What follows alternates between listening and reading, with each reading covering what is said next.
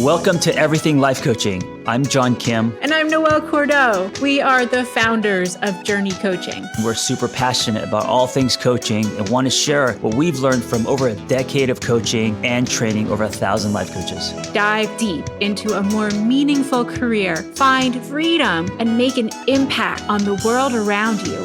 Hello, everyone, and welcome to Everything Life Coaching. This is Noelle, and I have a very special guest today, one of my friends, one of my mentors, Dr. Justin Sitron, and we are going to talk about intersectionality, culture, and coaching, learning, and institutions today. So, let's talk about it.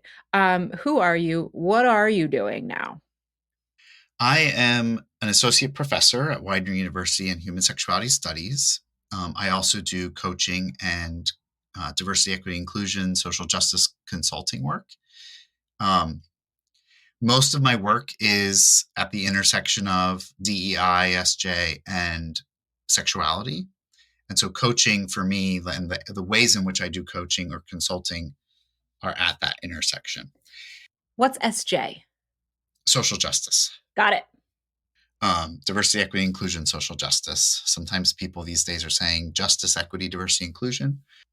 So that's kind of the center of the work that I do. And I also have the background in language. I was a Spanish and English teacher for quite some time. And so I also bring an intercultural communications approach to my work. And so, because it's not just about understanding other people as intersectional and diverse and understanding the dynamics of society, but it's also for me about understanding the way culture operates and the ways cultures function, and understanding that like the way we communicate across and within cultures really depends on how well we're able to respond to cultural similarities and differences between us, whether that's, people between like the heterosexual community and the queer community, or whether that's between people who live in Spain and Latin America, because all of those things are similar and different in different ways.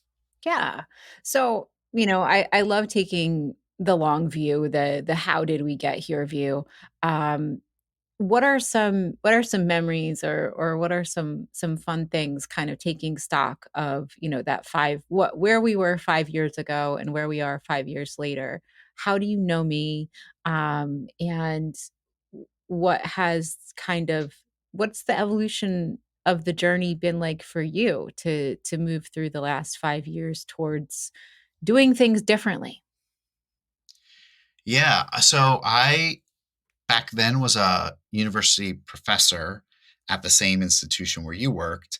And in the meantime, since then, between now, I was asked to step into a leadership role at my institution. So I served as an associate dean and the director of one of our academic departments. And after 5 years or so of doing that, in May of 2021, kind of hit my breaking point because I was really struggling with some of my own health stuff. But a lot of that health stuff was a result of stress and not taking very good care of myself because of my focus on pleasing my institution and doing the work of an administrator.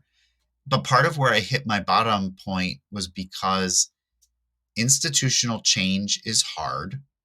Institutional change is possible, but it really requires the people with the skills to do that kind of change and the commitment to do the hardest part of that change, because the hardest part of that change is the most essential part of it. And so since I came to my institution, to Widener University, I've always been a change agent, a change advocate, because we've had needs to change ever since before I got there. I just hit a point where I just couldn't do it anymore. I wasn't feeling like I was being effective given the leadership environment I was in. And it was just taking a toll on me personally. And one of the things that you taught me as a friend was sort of the importance of taking care of our bodies and making space for like joy and happiness. And you and another student who was in the program a little before you, both were really interested in positive psychology. And like I had known about it, but I never really spent any time in it. And you and I had a lot of conversations about positive psychology and like the importance of focusing on joy and thriving and happiness. And I actually have a book on my shelf called Authentic Happiness that I'm looking at right now. It was a book you Ah, told me about. And last year when I hit my bottom at work and I thought about like my life is so fragmented, like my personal life, my work life, and the things that bring me joy, like I don't have time for any of them because I'm constantly having to choose between them. And I think I probably talked to you because I reached out to like my support system for about 6 weeks. I just literally scheduled meetings with everybody that I saw as like a person who understood me as a human.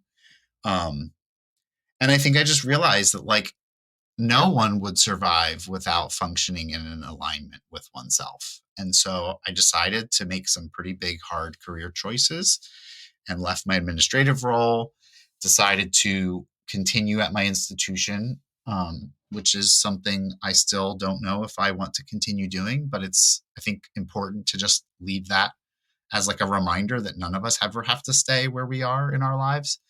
Um, and then I just was like, I need to choose me and I need to put me back together and do things that my career, my happiness, my personal life, like are all more tied together. And so this last 9 months or so, I've been building a consultancy, which includes a coaching practice and really getting back to like the things that make me joyful and happy. Unfortunately, it's not always the most financially lucrative for me right now, but that's what new things are. Like new things are never like success off the start. And like the difference for me now is that even though this is hard and it's not always like financially rewarding, it's rewarding in so many other ways. And I feel more whole and connected that my days are so much more fun.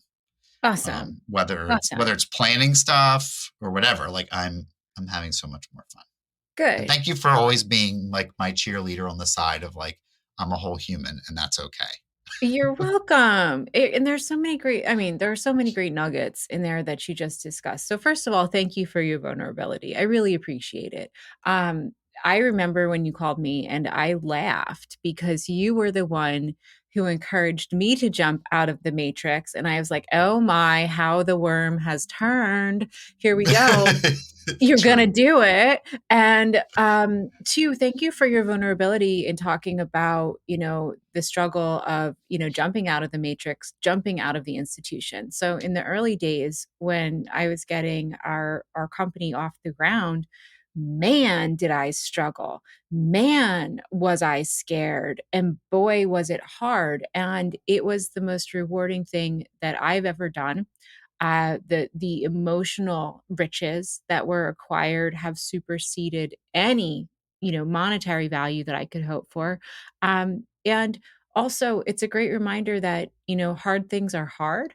And I guess a question that I have for you, and this is just a question that I think about often, especially today, especially as we're kind of looking at the Great Resignation and where society is headed, is we've been so socially conditioned to believe that institutions will protect us and that we need to join them, suffer as we are joined to them. And they don't necessarily protect us. That's my view. What do you see? My queer self is not protected by most institutions that I rely on every day. Mine neither, friend. Mine neither. And acceptance is always like half the battle. And I think I've known that for a long time, but I think we are so indoctrinated by the system that we ought to believe in it, that we are also taught not to question it because questioning authority makes you a bad member of a community or team. But if you take a step back and think about who made that community and who made that team, it's not people who are me. It's predominantly like there's people there who are part of me because I'm a white man, and that is definitely who made most of the systems that we are required to participate in today. But those systems are also made by cisgender folks, by heterosexual folks, by folks with money. And I'm not talking about a little bit of money. And by people who participate in the system, right? Like if you're going to be successful in a system, you have to play the rules of that system. And I've always been somebody who would play along to a breaking point. And I hit my breaking point this last year. And now what I've realized, much through like I've done anti-racism and cultural responsive stuff for a long time. I think the ways in which advocates and activists are helping us all to see that white supremacy and a white supremacist culture is still alive and well. Like I grew up in a place with the strongest KKK chapter in all of Pennsylvania. And so for me, I learned that like those were the white supremacists, the people who murdered people, people who brutally harmed people. I didn't learn that the systems that I maintain and uphold as a white person in society today are still doing those things.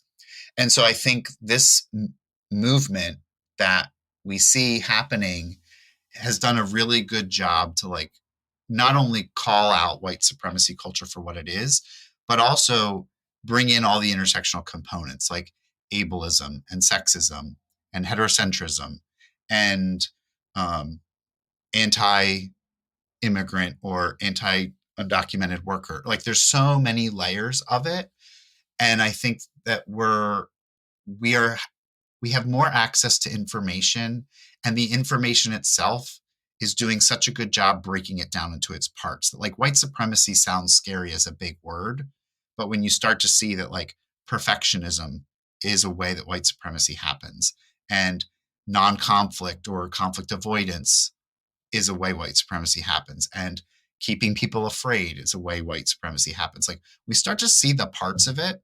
That's when the interculturalist in me, who understands how culture operates, because we have this system of norms and behaviors that uphold one another, that speaks my language. And those are behaviors I can do something about.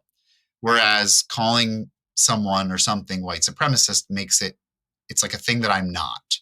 But when you break it down into those behaviors, I'm like, oh yeah, those are the things. And these organizations that you're asking about 100% operate by maintaining those behaviors and norms. I'm so glad that you're bringing it to behaviors and norms, for a lot of different reasons. One of the things that has been top of mind for me recently is humanism, and Mm-hmm. the way through our divided times, I feel, needs to be centered on our common humanity and that which we have control over, which is, evaluating our behaviors and norms.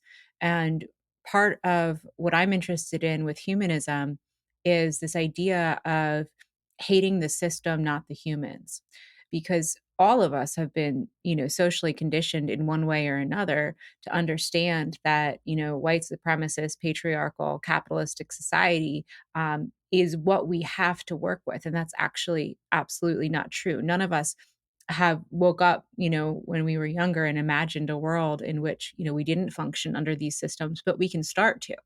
And, as long as that is true, we have a responsibility to help the humans that are working in, adhering to, suffering under, and struggling from, the weight of our time, kind of move through it with dignity. And that's really important to me is that dignity piece. There's an idea called the hospice model that as teachers and helpers and healers and activists, we have a responsibility to help the old ways die with dignity. How does that land for you? Yeah. Like humans have lived and breathed on the planet for thousands of years. Capitalism has been around for like a tiny little speck of that, like A sliver. several decades, right? And even the industrialization and like the way we live in community together, transportation, like it's all like real new. And so humans have had dignity forever. And I think that while we have been in this moment where the focus has become so focused on productivity and output and not on living, I think someone, I don't know that I'll live for it, but someone's going to look back at these times and be like, wow, they really lost their way there, didn't they? They lost touch with like holding each other, helping each other, working together, playing. And really, like when you learn from anthropologists and historians about like the cultures of before, those cultures were cultures that, yeah, there was brutal violence and terrible things there. But there were also a lot of beautiful, human, connected, nurturing, loving, caring things. And the other part of that is like, there still is today. We just don't, in quote unquote, Western society, see it because predominantly no one tells us about it because they want to control, keeping us focused on ourselves and not seeing that like there are whole cultures and societies around the world that are still living with dignity and respect and mutual care and camaraderie and dignity, right? Yeah. And they're mostly like, yes, please leave us alone. Like, let us keep doing this without you because we're good. And that's a fair assessment. And as you were talking about how living is kind of missing from the overarching burden of output and productivity, I was thinking about that book that's on your shelf, Authentic Happiness, and coaching and positive psychology. And so, breaking it down here, coaching as a discipline has only been around for 35 years. It's younger than both of us. And positive psychology has only been around empirically validated since the 90s. And then the science of neuroplasticity that so much of the work of coaching sits on was only really solidified in 2005. And so we're talking about really, like, in terms of the slivers of history, a millisecond in the sliver of history. And so much of coaching, positive psychology, neuroplasticity is centered around helping people experience joy in their lives and live their lives. So given that, with the intersection of cultural competency, the work that you do, the jumping out of the matrix, moving forward, where do you see coaching fitting in, and what might you say is the bright future we can hope for from this field?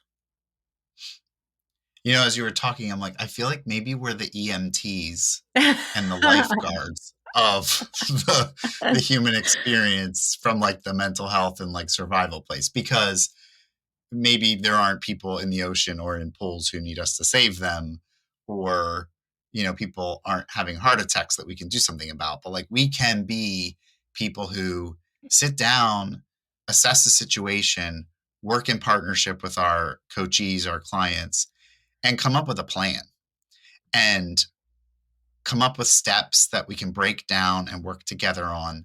And part of that plan is like seeing ourselves for ourselves, not as actors in a system doing the system's bidding, but like really showing up and looking at like, what's the life I have? What's the life I want?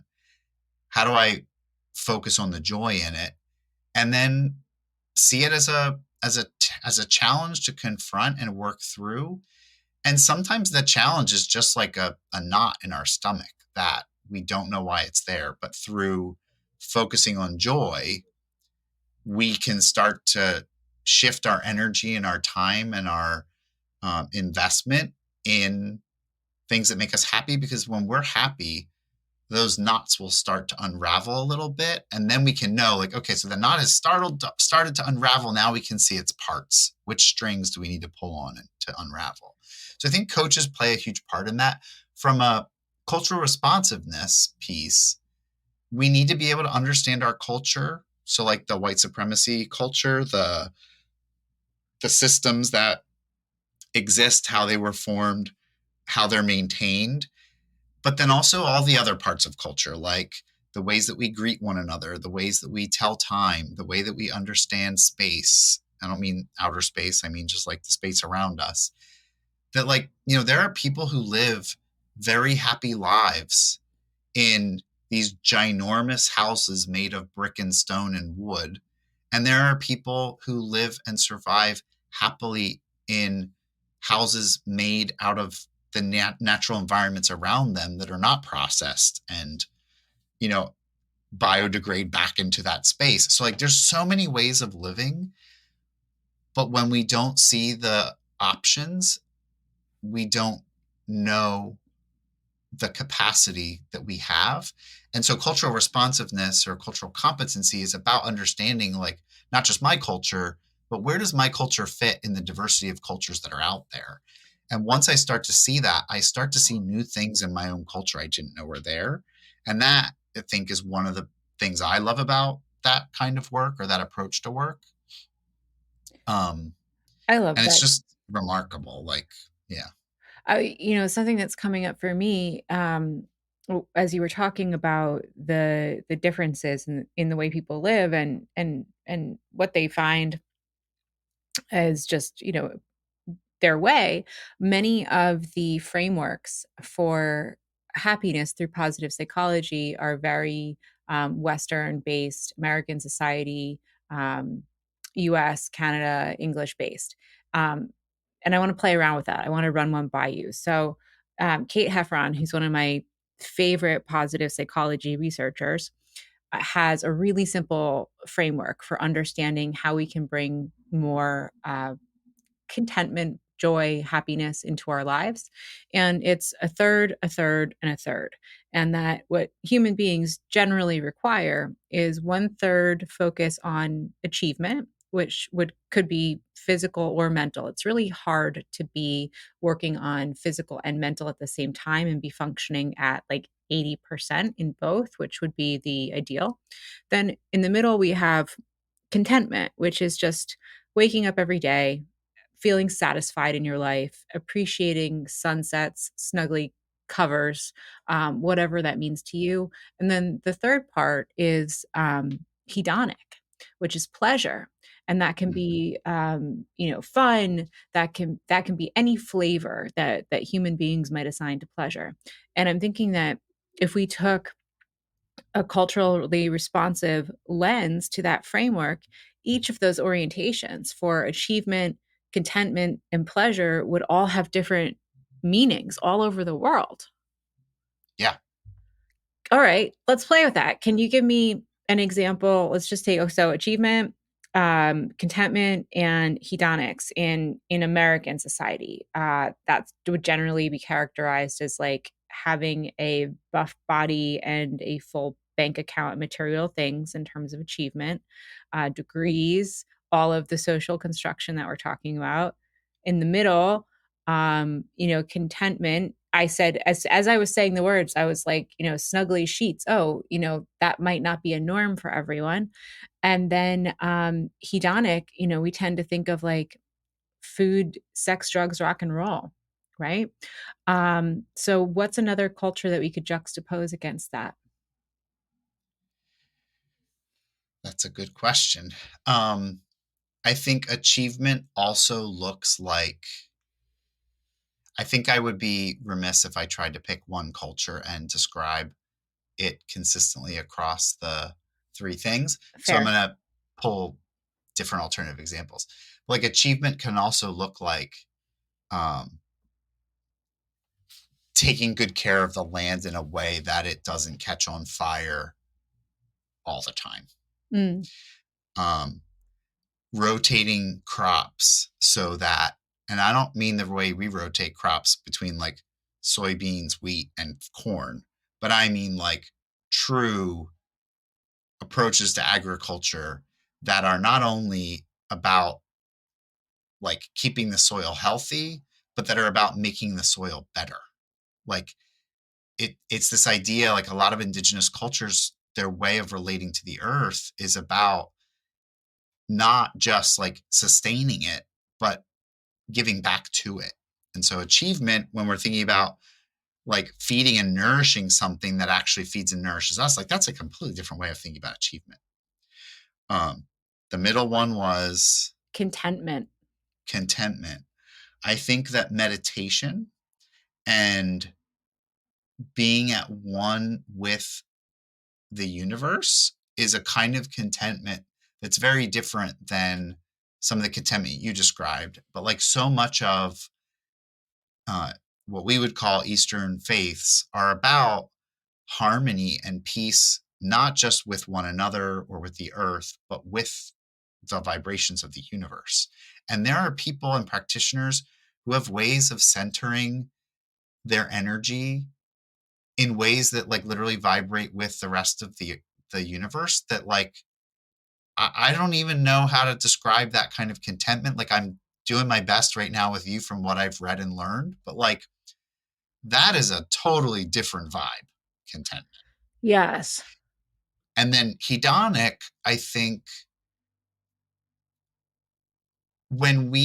so one of the things that I teach about in some of my sexuality stuff is about relationships and how in the quote unquote West, we tend to think about relationships as like romantic relationships where two people see each other, a spark flies, they fall in love, they get married, and they're supposed to live happily ever after. And most of the time they struggle to do so because of all the things we've been talking about.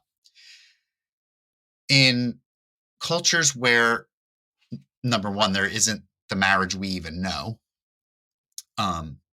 and in cultures where marriage is what we would call arranged or interfamily marriage, where two different families marry by having two members of those families marry, like the pleasure and joy people experience through relationships changes when relationships are not between two people, but are between a system of people and another system of people.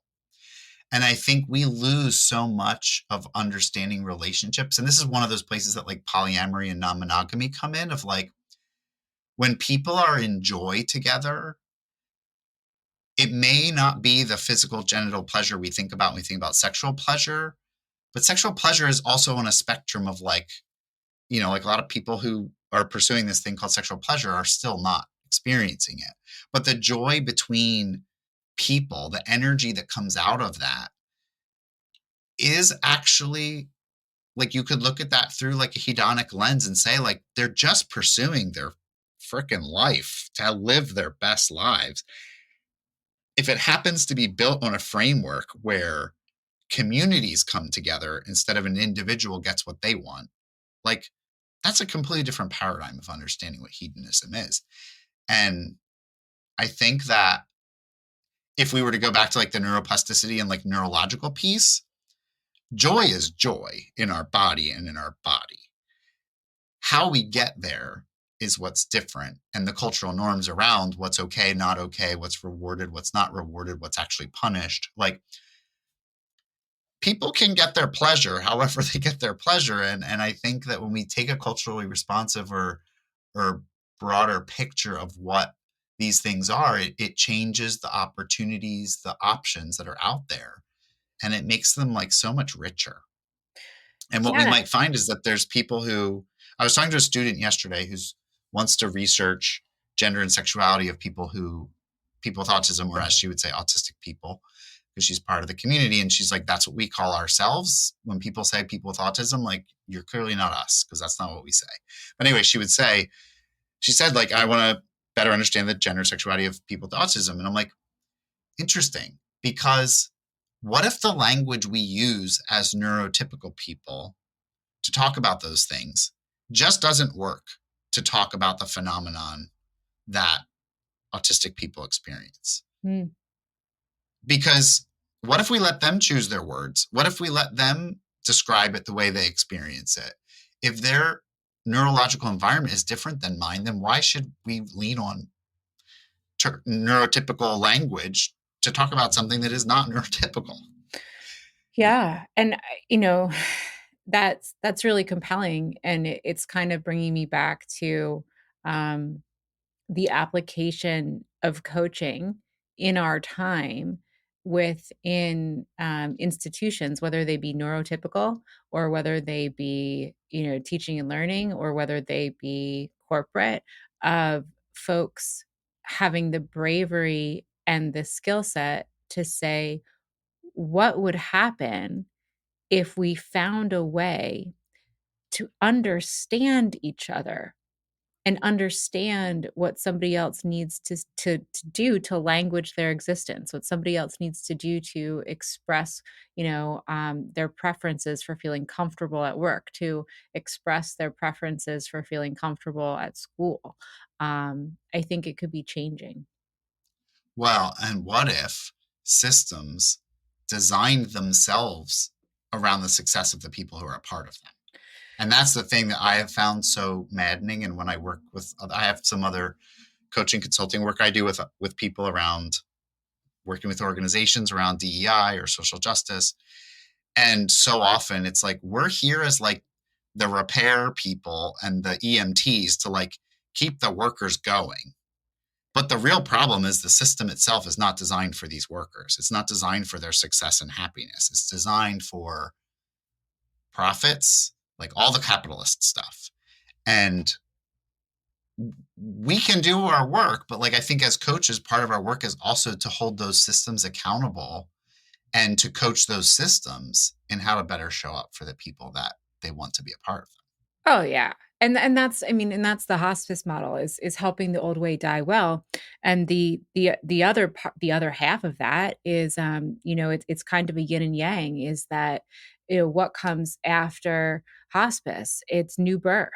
Yeah. It's the midwifery model, where new systems are being birthed into the world. But, where we are right now is that the world isn't quite ready to receive the new systems. And there are so many people out there doing so much work to clear the space so that future generations can really come in and build anew from the ground up. Yeah. This has been an awesome conversation. Um, I'm delighted that we got to have it and explore all of those things that we did. And I also want to make sure that you have an opportunity to share with folks who are listening, how they can work with you, how they can come to you and utilize your skill set for coaching and or consulting. So, what do you do? Where can folks find you? And what is it like to work with you? Yeah. Folks can find me at sexualitysolutions.com. Um, I do two things, I would say, like the two buckets of things I do. One is I help white folks and queer folks show up better in the world for one another and for people who are oppressed or marginalized around us. Um, White folks have a lot of work to do to show up better in the world for people who are not white, but also as we heal the problems of white supremacy, white folks have a lot of our own work to do to like get ourselves in a better place for one another as well.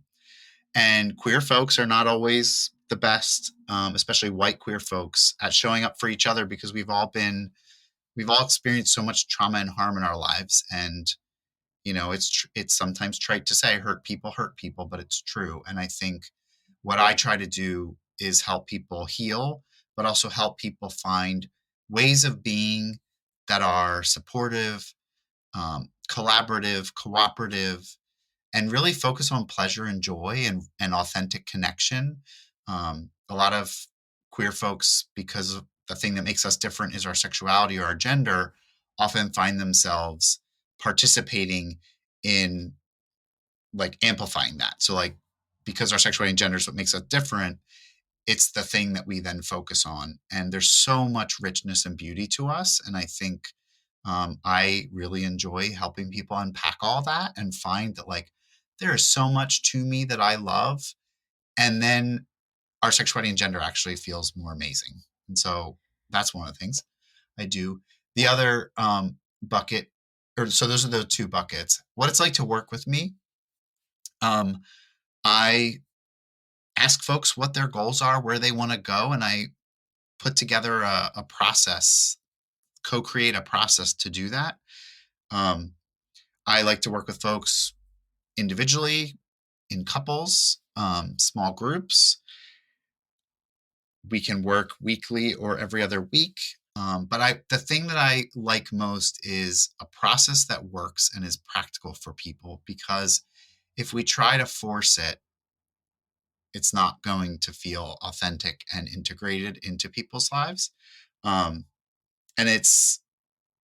so that's that. The other part of it is I come from a sex positive intercultural place, because sex is one of those things that can bring us great joy and great pain. And we can experience both, neither or one. And I come from a place of like, let's find the joy in it. Let's find the happiness in it. And let's work together to unpack the messages we have that get in our way, and help people find that like these categories, there's so many of them, and we all find ourselves like having to choose which one of them, instead of realizing that we can be all of them, some of them, none of them. And one of my mentors once said, like, we say human sexuality, not sexuality by itself, because sexuality is the very thing that makes us human. If we didn't have sex, whether that's in a tube, in a bottle, cellularly, or through interactions between people, we wouldn't have more people. And so we should have that be a part of ourselves that we get joy and happiness from. And so I like to help people figure out what that is for them.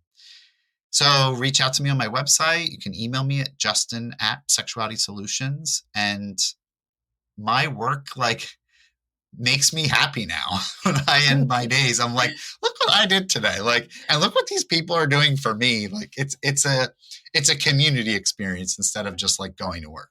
Yes. And thank you for modeling, great coaching. Thank you for all that you bring to our students as part of our program. And you can always find Justin inside of our organization if you're interested in becoming a coach yourself.